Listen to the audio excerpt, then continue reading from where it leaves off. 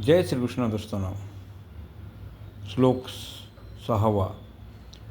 कर्मेंद्रियाणि संयम्य य आस्ते मनसा स्मरण इंद्रियार्था विमूढात्मा मिथ्याचाराः स उच्यते. या ठिकाणी कर्मेंद्रियांनी पदाचा अभिप्राय 5 कर्मेंद्रिये वाक, हस्त, पाद, उपस्थ आणि उदा यांच्याशीच नाही तर 5 ज्ञानेंद्रिये स्तोत्र, त्वचा, नेत्र, रसना आणि घ्राण यांच्याशी आहे. कारण ज्ञानेंद्रिया वाचून केवळ कर्मेंद्रियाकडून कर्म होऊ शकत नाही.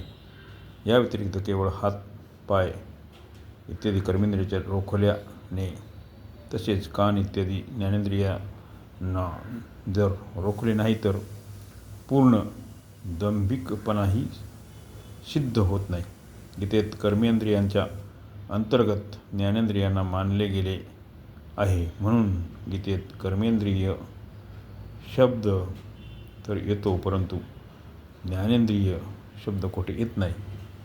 5व्या अध्यायाच्या 8व्या 9व्या श्लोकात पाहणे, ऐकणे, स्पर्श करणे इत्यादी ज्ञानेंद्रियाच्या क्रियांनाही कर्मेंद्रियाच्या क्रियांनी सम्मिलित केले गेले आहे. यावरून सिद्ध होते की गीता ज्ञानेंद्रियांनाही कर्मेंद्रियच समजते.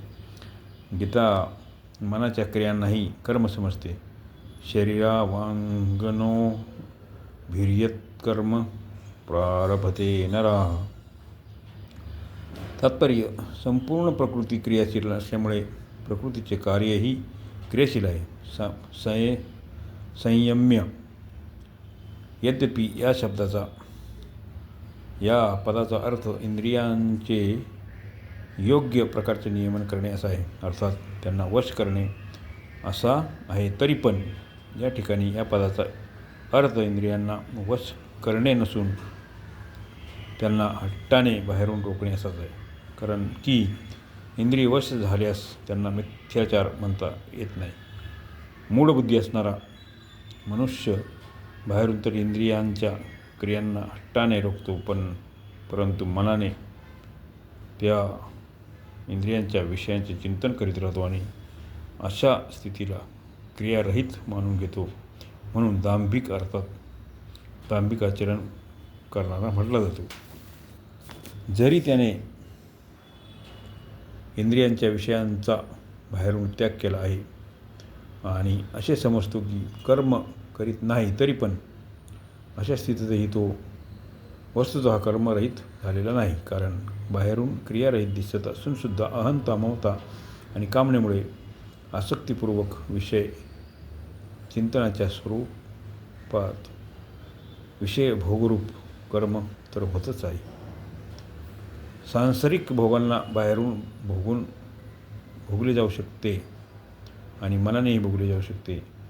बाहेरून आसक्तीपूर्वक भोगांना भोगल्याने अंतःकरणात भोगाविषयीचे जसे संस्कार पडतात तसेच संस्काराने मनाने भोगांना भोगल्याने अर्थात आसक्तीपूर्वक भोगांच्या चिंतन करण्यानेही पडतात. बाहेरून भोगाचा त्याग करून मनुष्य विचाराने, लोकलज्जेच्या भीतीने आणि व्यवहार सुरळीत चालणार नाही त्या भीतीनेही करू शकतो. परंतु मनाने भोग भोगण्यास बाहेरची कोणतीच बाधा येत नाही. म्हणून तो मनाने भोगांना भोगत राहतो आणि खोटा अभिमान वाटतो की मी भोगांचा त्यागी आहे. मनाने भोग भोगल्याने विशेष हानी होते, कारण त्याच्या सेवनात भरपूर अवसर मिळतो. म्हणून साधकांनी बाह्य भोगांच्या त्यागाप्रमाणेच मनातील भोगांच्या चिंतनाचा देखील विशेष सावधानीने त्याग करावा. अर्जुनसुद्धा कर्माचा स्वरूपाचे त्याग करू इच्छित आहेत आणि भगवंतांच्या विचारित आहेत की आपण मला घोर कर्मात का प्रवृत्त करीत आहात. याच्या उत्तरात या ठिकाणी भगवंत म्हणतात की जो मनुष्य अहंता, ममता, आसक्ती, कामना इत्यादी मनाने मनामध्ये ठेवून केवळ बाहेरून कर्माचा त्याग करून आपल्या क्रियारहित मानतो त्याचे आचरण धार्मिकपणाचे आहे. तात्पर्य साधकांनी कर्माचा स्वरूपाने त्याग न करता कामना आसक्ती रहित होऊन तत्परतेने कर्म करीत राहिले पाहिजे. अशा प्रकारे 6व्या श्लोकाचा अर्थ इथे संपत आहे. जय श्रीकृष्ण.